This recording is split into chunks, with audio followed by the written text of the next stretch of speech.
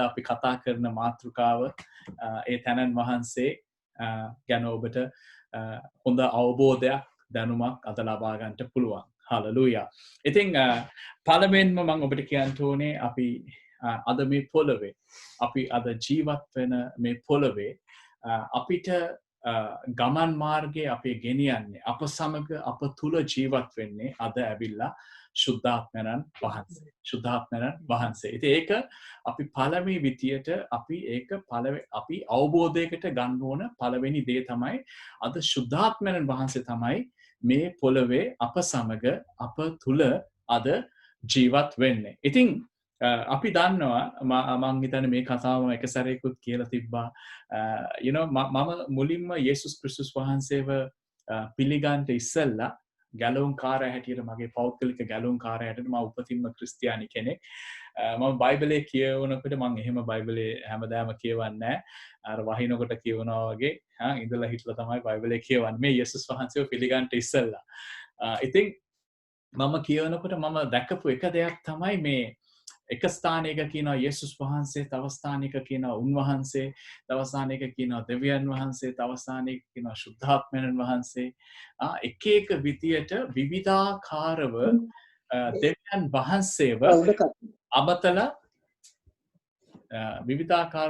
වහන්සේව අමතලා තියෙනවා බයිබලයේ. ඉතින් මමම පෞද්ගලිකව හරි කන්ෆියුස් වුණා. ඒ කියන්නේ මොලේ මට හිතා ගන්න බැරි වුණා මම දැන් දෙවිවරු කී දෙනෙක් අදහනවද කියලා. ඒක තමයි මගේ මනසේ තිබ්බේ. නමුත් මම දන්නවා යේසුස් ක්‍රිස්තුස් වහන්සේ කුරුසයට ගියා කියලා.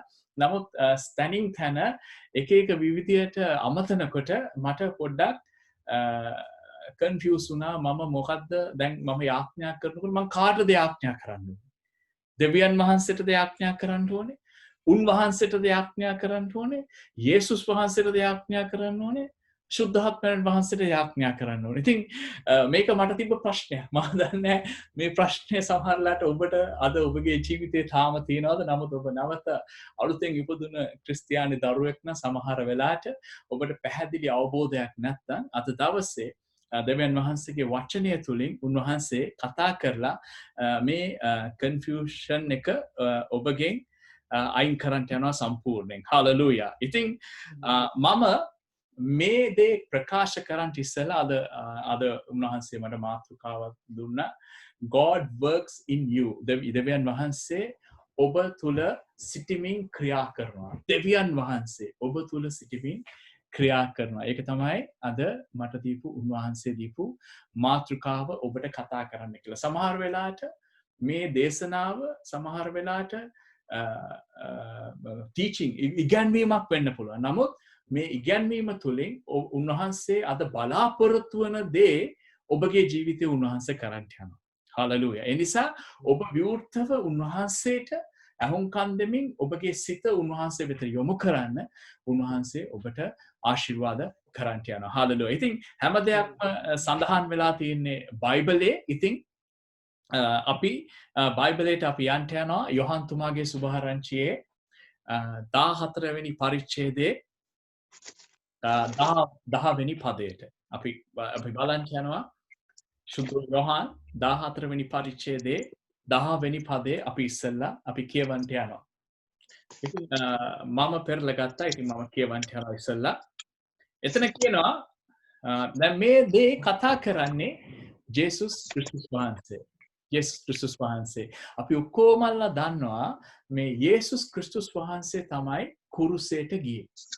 එයා දෙවියන් වහන්සේගේ පුතා හැටියට තමයි අපි බයිබලයේ අපේ සඳහන් වෙලා තියෙන්නේ. අපි දන්නේ දෙවියන් වහන්සේගේ පුතා ජේසුස් ක්‍රිස්තුස් වහන්සේ. මොකද බයිබලයේ කියනවා යොහන් තුමාගේ සුභාරංචියේම 3 වෙනි පරිච්ඡේදයේ 16 වෙනි පදයේ කියනවා දෙවියන් වහන්සේ ලෝකයාට මෙතරම් ප්‍රේම කරන නිසා තමාගේ එකම පුත්‍රයා ජේසුස් ක්‍රිස්තුස් වහන්සේ ලෝකයා විනාශ නොවි ගැලවීම ලබන පිණිස ලෝකයා වෙතට එව්වා කියලා. හාලෙලූයා. ඉතින් අපි දන්නවා පළවෙනි ඒ යොහන්තුමාගේ සුභාරංචියේ 3 වෙනි පරිච්ඡේදයේ 16 වෙනි පදේ අපි එතකොට අපිට පැහැදිලි අවබෝධයක් තියෙනවා මේ දෙවියන් වහන්සේගේ පුතා තමයි ජේසුස් ක්‍රිස්තුස් වහන්සේ. මේ යේසුස් ක්‍රිස්තුස් වහන්සේ තමයි මරියතුමීගේ කුසයෙන් ඉපදුනේ කියලා. හාලෙලූයා. ඉතින් දැන් දෙවියන් වහන්සේ කියනවනම් එයාගේ පුතා එව්වා කියලා. ඒ කියන්නේ දෙවියන් වහන්සේ පුතාට ඉස්සෙල්ලා ඉන්න ඕනේ ලෝකේ. හරි නේද? right? අපි විශ්වාස කරනවා අපි දන්නවා උප්පත්ති පොතේ පළවෙනි පරිච්ඡේදයේ දෙවියන් වහන්සේ තමයි ලෝකේ මැව්වේ. නමුත් අපි ඒ දෙයට අද යන්නේ නැහැ. අපිට කාලය අවශ්‍යයි. ඉතින් මේ යේසුස් ක්‍රිස්තුස් වහන්සේ පොළවේ අවුරුදු 33ක් උන්වහන්සේ 33 මාරක් විතර උන්වහන්සේ ජීවත් වුණා. මිනිස්සෙක් හැටියට 100% දෙවියන් වහන්සේ 100% මිනිස්සෙක්. ඉතින් මේක ඊ타ත්ම අවදානමෙන් අවබෝධයක් ගන්න 100% දෙවියන් වහන්සේ 100% මිනිස්සෙක්. right? මොකද මිනිස්සෙක් කියලා අපි කිව්වේ මරියම් මෞතුමියගේ කුසෙන් ආවේ ඔබ මං වගේ ඇට මස් නහර වලින් සමන්විත වෙලා උන්වහන්සේ මිනිස්සෙක් හැටියට ජීවත් වුණා. උන්වහන්සේ දුක ඇඳුළුවා. උන්වහන්සේට ඇඬුණා. උන්වහන්සේ කෑවා. උන්වහන්සේ ඇවිත්තා. උන්වහන්සේ බුදිය ගත්තා. උන්වහන්සේ මිනිසයන්ට ප්‍රේම කරා 100% මිනිසෙක්. නමුත් උන්වහන්සේ මේ පොළොවට ආවේ යම්කිසි කාරණයක් නිසා. මොකද්ද? තමාගේ ජීවිතය පූජා කරන්න. එතකොට පැහැදිලි දර්ශනයක් ජේසුස් ක්‍රිස්තුස් වහන්සේට තිබ්බා මේ පොළොවේ ජීවත් වෙනකොට. ඔහේ ජීවත් වෙන්න නෙමෙයි ආවේ. ඔහේ ජීවත් වෙලා ඉන්න නෙමෙයි යේසුස් වහන්සේ ආවේ. යේසුස් වහන්සේ ආවේ තමාගේ ජීවිතේ කුරුසේ පූජා කරන්න. ඇයි ඒ පූජා කරන්නේ? මේ මිනිස්යන්ගේ පාපය නිසා. දැන් අපි ඒව ඔක්කොම කතා කරන්න යන්නේ නැහැ. නමුත් මම හිතුවා මම මේ දේ ඔබට කතා කරන්නම් කියලා. ඉතින් මේ ස්ථානයේ කියනවා යොහන් තුමාගේ සුභාරංචියේ මේ කතා බහක් යේසුස් වහන්සේ ඇතිවෙච්ච කතා බහක් මේ පොළොවේ ජීවත් වෙනකොට එතන කියනවා යොහන් 14:10 කියනවා මා පියාණන් වහන්සේ මා තුලෙහි සිටින බව විශ්වාස කරන්නේ නැද්ද? මා නුඹලාට කියන වචන මමම උපදවා කතා නොකරමි. නමුත් පියාණන් වහන්සේ මා තුලේ වසමින් සුවකීය ක්‍රියා කරන සේක. හාලෙලූයා. නැවත වතාවක් මම කියන්න. මා පියාණන් වහන්සේ තුලෙහි පියාණන් වහන්සේ මා තුලේ සිටින බව විශ්වාස කරන්නේ නැද්ද? මා නුඹලාට කියන වචන මමම උපදවා කතා නොකරමි. නමුත් පියාණන් වහන්සේ මා තුල වසමින් සුවකීය ක්‍රියා කරන සේක. පියාණන් වහන්සේ මා තුල වසමින් ක්‍රියා කරන සේක. දැන් හොඳ වචනයක් අපි මෙනෙහි කරන්න යන අද තුන. දැන් ඔබ ඔක්කොමලා දන්නවා මම මේ උදාහරණයක් මේ වචනේ තව පැහැදිලි කරන්න ඉස්සෙල්ලා උදාහරණයකට එනවා. ඔක්කොමලා දන්නවා මගේ නම ට්‍රෙවර්. එතකොට මගේ භාර්යාවට මම ඇවිල්ලා හස්බන්ඩ් කෙනෙක්. නේද? එතකොට මගේ දරුවන්ට මම ඇවිල්ලා පියෙක්. එතකොට සභාවට මම ඇවිල්ලා පාස්ටර් කෙනෙක්. right? එතකොට මගේ ඉස්කෝලේ යාළුවෙක් මට කෝල් කරත් නැත්නම් මට හම්බුනොත් පාරේ එයාට ඇවිල්ලා මං එයාට බැච්මේට් කෙනෙක් නැත්නම් ක්ලාස්මේට් කෙනෙක් කියලා කියනවා. right? එතකොට මගේ ලංකාවේ ඉන්න අම්මට මම පුතා. right? නමුත් එකම ට්‍රෙවර්. මට උපන්න සාතිකයේ නමක් දුන්නා ට්‍රෙවර් තිමතිමස් ෆර්නැන්ඩෝ කියලා. right? එතකොට මම මේ ට්‍රෙවර්ම තමයි ඔයගලන්ට පාස්ටර් කෙනෙක් හැටියට සේවය කරන්නේ. මේ ට්‍රෙවර්ම තමයි මගේ ආදරණීය වයිෆ්ට හස්බන්ඩ් කෙනෙක්. එතකොට මගේ දරුවන්ට පියෙක්. පාසලේ යාළුවන්ට බැච්මේට් කෙනෙක්, ක්ලාස්මේට් කෙනෙක්. එකම ට්‍රෙවර්. මම මේ ඔයගලන්ට උදාහරණයක් දෙන්න. එතකොට යොහන් තුමාගේ සුභාරංචියේ මේක ඔබට මං කියපු මේ උදාහරණය ඔබට තේරුණා නම් දැන් ඔබට මම විග්‍රහ කරන්නට යන වචනය ඉතාම පැහැදිලිව අවබෝධයකට එන්න යනවා. යොහන් තුමාගේ සුභාරංචියේ 14 වෙනි පරිච්ඡේදයේ 10 වෙනි පදයේ යේසුස් වහන්සේ කියන මං කිව්වා 100% දෙවියන් වහන්සේ 100% මිනිසෙක්. උන්වහන්සේ දෙවියන් වහන්සේ යේසුස් වහන්සේ යේසුස් ක්‍රිස්තුස් වහන්සේ ශුද්ධාත්මයන් වහන්සේ අපි විවිධාකාරව දෙවියන් වහන්සේව අමතනවා. right? මේ ස්ථානයේ කියනවා යොහන් 14:10 මා පියාණන් වහන්සේ තුලත් පියාණන් වහන්සේ මා තුල සිටින බව විශ්වාස කරන්නේ නැත. මා නුඹලාට කියන වචන මමම උපදවා කතා නොකරමි. නමුත් පියාණන් වහන්සේ මා තුල වසමින් සුවකීය ක්‍රියා කරනසේක. හලෙලූයා. සුවකීය ක්‍රියා කරනසේ. එතකොට ජේසුස් ක්‍රිස්තුස් වහන්සේ එතකොට අපි මෙතන අපි දැනගන්න ඕනේ පළවෙනි දේ තමයි දෙවියන් වහන්සේ මනුකයක් රැගෙන උන්වහන්සේ මේ පොළොවට ආවා මිනිසෙක් වගේ. දෙවියන් වහන්සේම යේසුස් ක්‍රිස්තුස් වහන්සේ සමග සිටිමින් උන්වහන්සේ සමග මොකද උන්වහන්සේ මේ පොළොවේ ඉන්නකොට මැරිච්ච අයව නැකිට්ටුවා. ඔබ ඔක්කොමලා දන්නවා 5000කට 4000කට උන්වහන්සේ කන්න දුන්නා. රොටි 5යි මාළු 2යි. එතකොට වතුර මිදියුෂ බවට උන්වහන්සේ පත් කරා. අන්ධ අය, ගොළු අය, බිහිරි අය උන්වහන්සේ මොකද කරේ? උන්වහන්සේ සුව කරා. කුණාටු උන්වහන්සේ නිෂ්පල කරා. සෝභා ධර්මයට උන්වහන්සේ අන කරපු වෙලාවේ සෝභා ධර්මය උන්වහන්සේගේ වචනයට කීකර වුණා. එතකොට යේසුස් වහන්සේ කියනවා නමුත් පියාණන් වහන්සේ මා තුල වසමින් මේ ක්‍රියා කරනසේක. එතකොට අපි පළවෙනි දේ අවබෝධ කරගන්න ඕනේ යේසුස් ක්‍රිස්තුස් වහන්සේ මේ පොළවේ මිනිසෙක් හැටියට 100%ක් ඇටමස් නහර වලින් සමන් වෙලා උන්වහන්සේ ජීවත් වුණාට උන්වහන්සේ කරපු හැම හාස්කමක් උන්වහන්සේ කරපු හැම ක්‍රියාවක්ම දෙවියන් වහන්සේ තමයි උන්වහන්සේ තුලින් කරේ. දෙවියන් වහන්සේ උන්වහන්සේ තුලින් කරා. ඒක තමයි උන්වහන්සේ කියන්නේ. නමුත් පියාණන් වහන්සේ මා තුල වසමින් සුවකීය ක්‍රියා කරනසේක. ඊට පස්සේ උඩ පදේ කියනවා මා පියාණන් වහන්සේ තුල පියාණන් වහන්සේ මා තුල සිටින නිසා විශ්වාස කරන්න මා කියන වචන විශ්වාස කරන්න මාව අදහන්න කියලා උන්වහන්සේ කියනවා. එතකොට දැන් මේ යේසුස් ක්‍රිස්තුස් වහන්සේ මම ඔබව යම් කිසි ස්ථානයකට අද රාත්‍රියේ ගෙන්න යනවා. ජේසුස් ක්‍රිස්තුස් වහන්සේ මේ පොළවේ දෙවියන් වහන්සේ යේසුස් ක්‍රිස්තුස් වහන්සේ තුලින් ක්‍රියා කරා. ඊට පස්සේ ඔබ බැලුවොත් මේ යොහන් තුමාගේ සුභාරංචියේ 14 වෙනි පරිච්ඡේදයේ 15 වෙනි පදයට මම ඔබව ගේන්ට යනවා. මොකද යේසුස් ක්‍රිස්තුස් වහන්සේ අද වෙනකන් ජීවත් වුණේ නැහැ. යේසුස් ක්‍රිස්තුස් වහන්සේ මැරිලා දවස් 3කින් නැගිටලා උන්වහන්සේව දෙවියන් වහන්සේ ඔසව ගත්තා ස්වර්ගයට. උන්වහන්සේව දෙවියන් වහන්සේ ඔසව ගත්තා. ඒක ඔබට පුළුවන් බලන්න ක්‍රියාපොතේ පළවෙනි පරිච්ඡේදයේ 9 වෙනි පදය. ක්‍රියාපොතේ පළවෙනි පරිච්ඡේදයේ 9 වෙනි පදය උන්වහන්සේ ගලිලේ කියන ස්ථානයේදී තමයි යේසුස් වහන්සේව ස්වර්ගයට ඔසව ගත්තේ දෙවියන් වහන්සේ. නමුත් මේ යේසුස් ක්‍රිස්තුස් වහන්සේ කියනවා ඔබට මට අද ඔබව මාව උන්වහන්සේ තනි කරලා ගියේ නෑ කියලා. ඔබ මා සමග සදාකාල ජීවත් වෙන්න. ඒ කියන්නේ නැවත යේසුස් ක්‍රිස්තුස් වහන්සේ මධ්‍ය භවණයෙන් පැමිණ අපිව රැගෙන යනකම් උන්වහන්සේ ඔබ සහ මා සමග ජීවත් වෙන්න සැනසිලිකාර ආත්මයන්න් වහන්සේ කෙනෙක් දුන්නා. ඒ ආත්මයන්න් වහන්සේ සත්‍යතාවේ ආත්මයන්න් වහන්සේ. ඒ ආත්මයන්න් වහන්සේම තමයි දෙවියන් වහන්සේ ඔබ තුල ක්‍රියා කරන්නේ. හalleluya. ඒ නිසා අපි බලන්න යන වචනේ යොහන් තුමාගේ සුභාරංචියේ 14 වෙනි පරිච්ඡේදයේ 15 වෙනි පදය. එතන කියනවා නුඹලා මට ප්‍රේම කරනවා නම් මාගේ ආඥා ආරක්ෂා කරන්නෝය. මම පියාණන් වහන්සේගෙන් ඉල්ලමි. එවිට උන්වහන්සේ නුඹලා සමග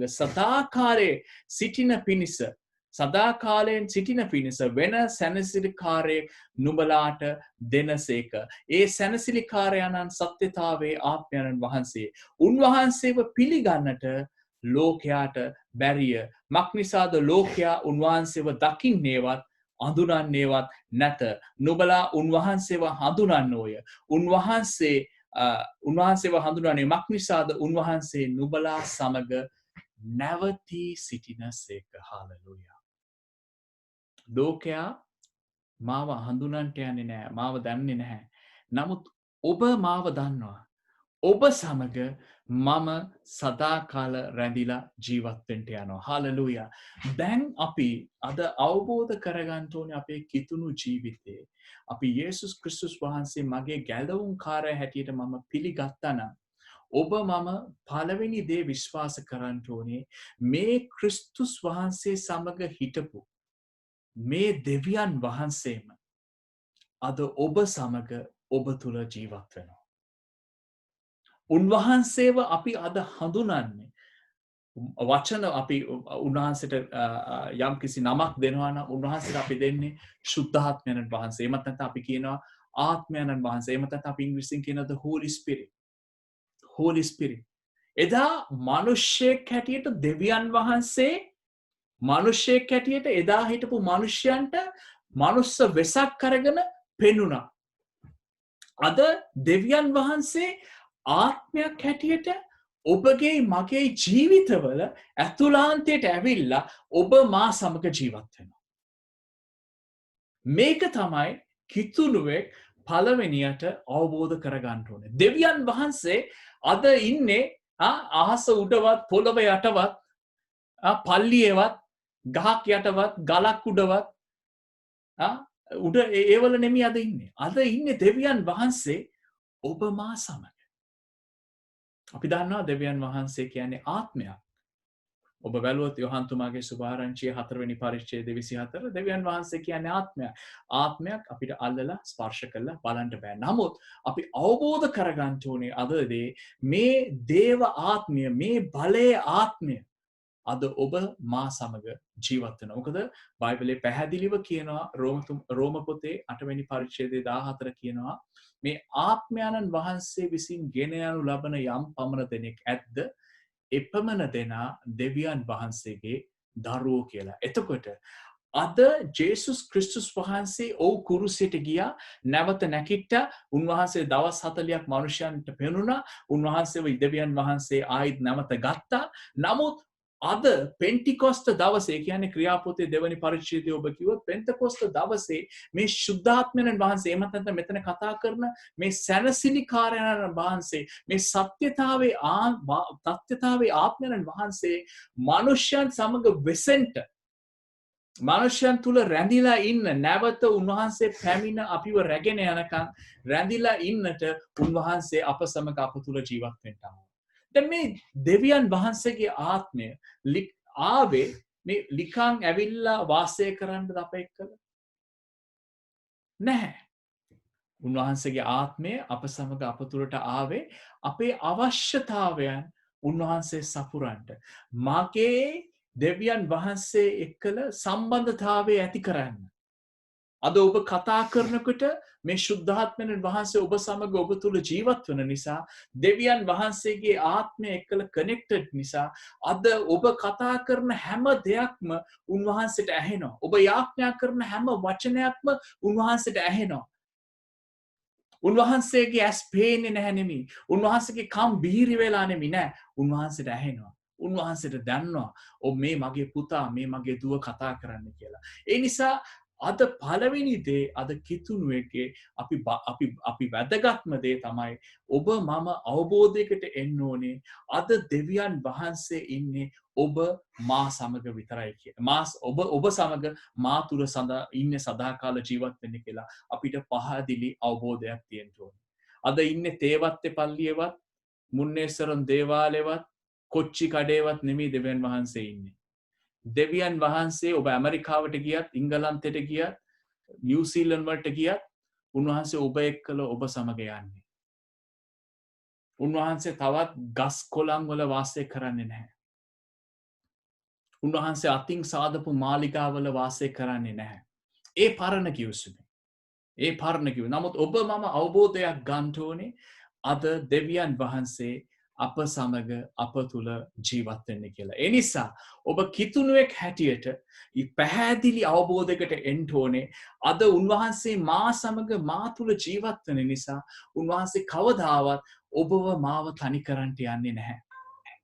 කවදාවත් ඔබව මාව උන්වහන්සේ තනි කරන්න යන්නේ නැහැ. ඒක පළවෙනි දේ ඔබ මම අවබෝධයට ගන්න ඕන දේ. එතකොට මම අන්තිමට ඔබව ගෙන යන්න යනවා එපිස පොතේ මේ වචනෙත් මම ඔබට කියවලා ඔබට අවබෝධයක් දෙන්න ඕන. එපිස පොතේ 3 වෙනි පරිච්ඡේදයේ 16 සහ 17 කියන පද. මට හුඟා බයිබල් පද තියෙනවා. නමුත් මම මේ බයිබල් පදයට විතරක් සීමා කරලා මම අවසන් කරන්න යනවා. එපිස පොතේ 3 වෙනි පරිච්ඡේදයේ 16 සහ 17. එතන කියනවා උන්වහන්සේගේ ආත්මයන් වහන්සේ කරුණ කොටගෙන නුඹලාගේ අභ්‍යන්තර මනුෂ්‍යයා තුල නුඹලා බලයෙන් ශක්තිමත් වන පිණිස ඇදහිල්ල කරුණ කොටගෙන ක්‍රිස්තුස් වහන්සේ නුඹලාගේ සිත් තුල වාසය කරන පිණිසත් නුඹලා ප්‍රේමේ මුල් ඇද පිහිටා සිට දෙවියන් වහන්සේගේ මුළු පූර්ණකමට සම්පූර්ණ වන පිණිස සියලු සුද්ධවන්තයන් සමග ක්‍රිස්තුස් වහන්සේගේ දැනගත නොහැකි ප්‍රේමය දැනගෙන එහි පළල දිග උස ගැඹුර කිමෙක්ද කියා තේරුම් ගන්නට නුඹලාට පුළුවන් වන පිණිස උන්වහන්සේගේ මහිමේ සම්පතේ හැටියට නුඹලාට දෙනමෙන් යාඥා කරමි. හලලූයා. මම මේ පදය ඔබට මම බාර කරනවා 16 වෙනි පදයේ එපිස පොතේ Ephesians chapter 3 3 වෙනි පරිච්ඡේදයේ 16 වෙනි පදයේ සිට 19 වෙනි පදය ඔබ ගෙදර ඔබ තව මෙනෙහි කරන්නට ඔබ පෞද්ගලිකව මෙතන පළවෙනි දේ එතන කතා කරන්නේ අපි ක්‍රිස්තුස් වහන්සේව පිළිගත් මොහොතේ එතන කියනවා ඇදහිල්ල කරුණ කොටගෙන ක්‍රිස්තුස් වහන්සේ නුඹලාගේ සිත් තුළ වාසය කරන පිණිස ඇදහිල්ල කරුණ කොටගෙන ඇදහිල්ල නැතුව අපිට දෙවියන් වහන්සේගේ පුතා යේසුස් ක්‍රිස්තුස් වහන්සේ කියලා මුඛයෙන් ප්‍රකාශ කරන්නට බෑ. අපි හැම කෙනෙක්ම අද දවසේ අපි ඇදහිල්ල පාවිච්චි කරලා තමයි අපි සිතින් විශ්වාස කරා යම් කිසි දෙයක් මොකද්ද මේ යේසුස් ක්‍රිස්තුස් වහන්සේ මා නිසා කුරුසයට ගියා.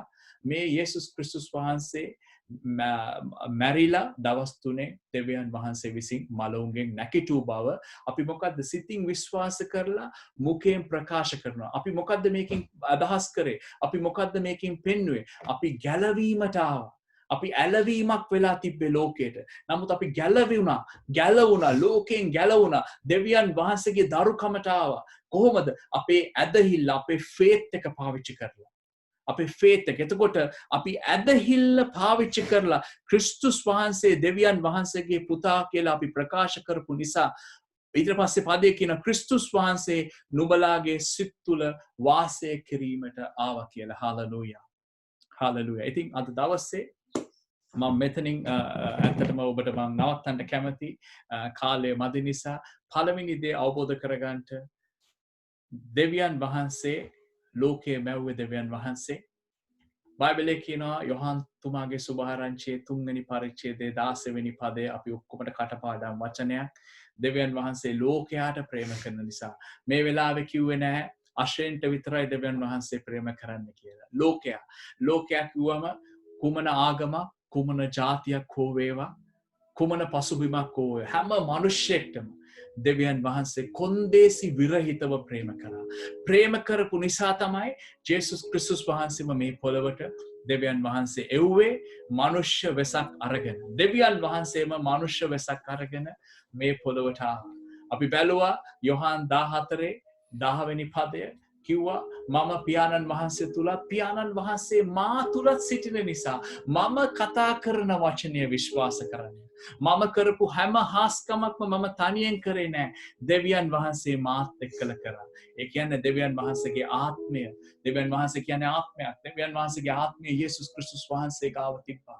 එතකොට යේසුස් ක්‍රිස්තුස් වහන්සේ යොහන් තුමාගේ සුභාරංචියේ 14 වෙනි පරිච්ඡේදයේ 16 වෙනි පදයේ කියන පුතා දුව දායන් බය වෙන්න එපා, නලින් බය වෙන්න එපා, ආශේන් බය වෙන්න එපා, එරන්දි බය වෙන්න එපා. මම වාව තනි කරලා මේ පොළවේ වා පිළිගත්තට පස්සේ මේ පොළවේ වාව තනි කරලා මම ගියේ නැහැ. මම වාව තනි කරන්නේ නැහැ. ඔයාට මා සමග හිටපු විශ්වාසී කියන ඔයාට මා සමග හිටපු මේ දෙවියන් වහන්සේගේ ආත්මය මේ සැනසිලිකාරයන්න් වහන්සේ මම ඔයාට දීලා ඔයා සමග සදාකාල ඉන්න පිණිස ඔයාට දීලා තමයි යන්නේ කියලා. හාලෙලූයා. උන්වහන්සේ කියනවා. අද අපි ඒ දෙවියන් වහන්සේව අප සමග ජීවත් වන දෙවියන් වහන්සේව අපි හඳුන්වන්නේ අපේ වචනවලින් Holy Spirit කියලා. එහෙම නැත්නම් ශුද්ධාත්මයන් වහන්සේ කියලා. ත්‍රිත්වයේ තුන්වෙනි තැනන් වහන්සේ. එනිසා එකම දෙවියන් වහන්සේ තුන් ආකාරයකව ක්‍රියා කරා. විවිධ අවස්ථාවන් තුන් ආකාරයකට ක්‍රියා කරන. ඒක විශ්වාස කරන. එකම දෙවියන් අපි දෙවි ගුරු තුන් දෙනෙක් අදහන්නේ නැහැ. අපි එක දෙවි කෙනෙක් අදහන්නේ. නමුත් තුන් ආකාරයකට මනුෂ්‍යයන්ට ප්‍රකාශ වුණා. මම ඔබට උදාහරණයක් දුන්නා මගේ නම කියලා. මම කොහොමද මේ පොළවේ අද ජීවත් වෙනකොට විවිධ ස්ථානවල විවිධ හේතුන් වලට මම එක එක විදියට ප්‍රකාශ වෙනවා. ඔෆිස් එකේ මම ඒ ඔෆිස් එකේ ස්ටාෆ්. පවුලේ මම පියා ළමයිට පියෙක් භාර්යාවට හස්බන්ඩ් කෙනෙක්. එතකොට පල්ලියට පාස්ටර් කෙනෙක්. ඉස්කෝලේ යාළුවෙක් හමුනොත් එයාට බැච්මේට් එහෙම නැත්නම් ක්ලාස්මේට් කෙනෙක්. ඒ එකම ට්‍රෙව තමයි. එතකොට අද එකම දෙවියන් වහන්සේ මේ ලෝකයේ මවපු එකම දෙවියන් වහන්සේ. අද මේ පොළවේ ඔබට මට ඔබ මා තුල ක්‍රියා කරන්නේ ශුද්ධාත්මයන් වහන්සේ නමින්. එනිසා මතක තියාගන්න. උන්වහන්සේ ඔබ සමග ඔබ තුල තමයි අද රැඳිලා ඉන්නේ. ඒක තමයි අවශ්‍යම දේ. ඔබ සමග ඔබ තුල රැඳිලා ඉන්නේ. උන්වහන්සේ කවදාවත් ඔයාගේ අතින් හදලා තියෙන ගෙදර ස්ටැචුව් එකේවත් යේසුස් වහන්සේ ඔයා ඇඳලා ඉන්න මේ කුරුසෙවත් ඔයා හිතන්න එපා ඔයා ඇඳලා කුරුසයක් ඇඳට ඒ කුරුසේ තමයි දෙවියන් වහන්සේ ඉන්නේ කියලා. ඔයා පින්තූරයක් දැකලා ඔයා හිතන්න එපා අර පින්තූරේ තමයි යේසුස් වහන්සේ ඉන්නේ කියලා. ඔයා පාරවල් වල යනකොට අපේ ලංකාවේ තියෙනවා ඔයා දැක්ක සමහරවිට වත්තලේ ඉඳන් කටුනායකට මීගමුවට යනකොට ඔයා දකින්නවා දකුණු පැත්තේ වම් පැත්තේ ඇතිවෙන්ට ස්ටැචුස් තියෙනවා ක්‍රොසස් තියෙනවා යේසුස් වහන්සේ ඉන්නවා මරියම් අවතුණී ඉන්නවා ඔයා හිතනවා එතන තමයි උන්වහන්සේ ඉන්නේ සමහරලාට ඔයා යන්නේ ඉස්සෙල්ලා ආශිර්වාදයක් හැටියට පඳුරක් දාලා කුරුසියක් දාලා කිස් එකක් දීලා මල් මාලයක් දාලා ඔයා ආශිර්වාද ලබා ගන්නට හදනවා නෑ උන්වහන්සේ ඔයා සමග ඔයා තුල ඉන්නේ. උන්වහන්සේ තවත් අතින් සාදපු මාලිකාවල නැහැ. අපිට පළවෙනි දේ අපි අවබෝධ කරගන්න ඕනේ කිතුණුවෙක් හැටියට මේ බයිබලයේ කියවන්න ඉස්සෙල්ලා දෙවියන් වහන්සේ මා සමග මා තුල ඉන්නේ. වාකත් කතා කරන සැනේ ඉන්ස්ටන්ට් උන්වහන්සේ ඔයාට පිළිතුරු දෙනවා. නමුත් ඒ පිළිතුරේ හඬ අසන්ට ඔබ සංවේදී වෙන්න ඕනේ. ඔබ සංවේදී වෙන්න ඕනේ. ඔබ සංවේදී වෙන්න ඕනේ නම් ඒ පිළිතුර ඔබ යාඥා කරපු ප්‍රශ්නය කුමක් හෝ වේවා උන්වහන්සේ කෝ ඉල්ලන්න මම ඔබට හැමදේම දෙන්න යනවා කියලා. එතකොට ඔබට පිළිතුර උන්වහන්සේ දීලා ඉවරයි. නමුත් ඔබට අහුම්කම් දෙන්න ඔබ සංවේදී වෙන්න ඕනේ. ඔබට සංවේදී වෙන්න ඔබ දන්නේ නැත්නම් මම අද රාත්‍රියේ ඔබට කියනවා සංවේදී වෙන රහස තමයි ඔබගේ කාලය දෙවියන් වහන්සේට දෙන්න ඕනේ. විනාඩි 5ක් විනාඩි 10ක් නෙමෙයි.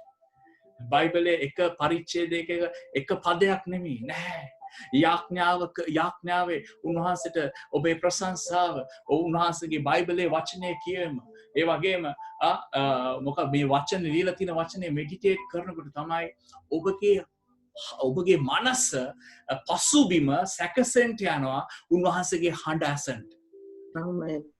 ඔබ රාජකාරී කරලා පැය 10ක් 12ක් රාජකාරී කරලා මුළු දවසම විනාඩි 5ක් යාඥා කරලා ඔබ උන්වහන්සේගේ හඬ අසන්ට බලාගෙන ඉන්නවනම් සමහරලාට මං කියනවා ඔබ දුක් වෙන්න යනවා කියලා. ඔබ දුක් වෙන්න යනවා. ඔබට උන්වහන්සේගේ හඬ අහන්න ඕන නම් ඔබේ ප්‍රශ්නෙට පිළිතුරු අවශ්‍ය නම් උන්වහන්සේට කාලය දෙන්න ඔබගේ ජීවිතේ. ඔබ රැකියාවට කාලය පැයටක් දෙනවා ඇති ඔබගේ නිවසේ වැඩ කටයුතු ඔබ කරනවා ඇති ඔබ පැයටක් බුදිය ගන්නවා ඇති ඒ හැමදේම හොඳයි ඒ හැමදේම කරන්න මම කොයි වෙලාවත් නැහැ කියන්නේ නැහැ නමුත් ඔබ දෙවියන් වහන්සේට වේලාව දෙනකොට උන්වහන්සේ හැම දෙයක් ඔබේ යහපත් කරන්න යනවා හලෙලූයා හලෙලූයා ශුද්ධාත්මයන් වහන්සේට කළ නොහැකි දෙයක් නැහැ දෙවියන් වහන්සේ තමයි ශුද්ධාත්මයන් වහන්සේ හලෙලූයා එනිසා අද රාත්‍රී